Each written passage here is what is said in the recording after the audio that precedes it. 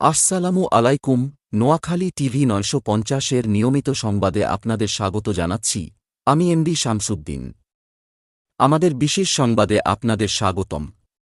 নোয়াখালীর কবিরহাট উপজেলা পরিষদ নির্বাচনকে সামনে রেখে বর্তমানে রাজনৈতিক অঙ্গনে আলোচনার কেন্দ্রবিন্দুতে রয়েছেন তরুণ ও জনবান্ধব নেতা মো গোলাম মমিত ফয়সাল।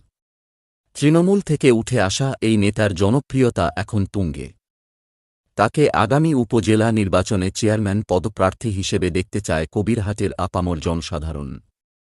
নোয়াখালী জেলা বিএনপির অন্যতম সদস্য এবং নরোত্তমপুর ইউনিয়নের কৃতি সন্তান মো গোলাম মমিত ফয়সাল। ছোটবেলা থেকেই যিনি বিএনপি পরিবারের আদর্শকে হৃদয়ে লালন করে বড় হয়েছেন। রাজনীতির পাশাপাশি তিনি সাধারণ মানুষের সুখ-দুঃখের অকৃত্রিম বন্ধু হিসেবে নিজেকে প্রতিষ্ঠিত করেছেন।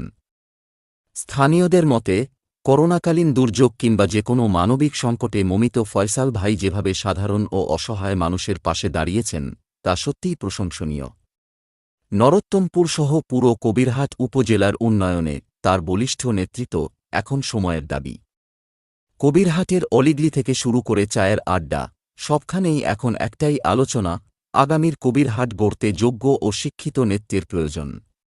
আর সেই আস্থার প্রতীক হিসেবে সবার মুখে উচ্চারিত হচ্ছে মমিত ফয়সাল ভাইয়ের নাম। অসহায় মানুষের আস্থার ঠিকানা এবং দুর্দিনের কাণ্ডারি হিসেবে তিনি এখন কবিরহাট উপজেলাবাসীর প্রিয় মুখ। সাধারণ ভোটারদের প্রত্যাশা, আগামী নির্বাচনে তাকে উপজেলা চেয়ারম্যান হিসেবে পেলে এলাকার উন্নয়ন ত্বরান্বিত হবে এবং গণমানুষের অধিকার সুপ্রতিষ্ঠিত হবে। কবিরহাট থেকে পাঠানো তথ্যের ভিত্তিতে এই ছিল আমাদের বিশেষ সংবাদ প্রতিবেদন। সাথে থাকার জন্য ধন্যবাদ।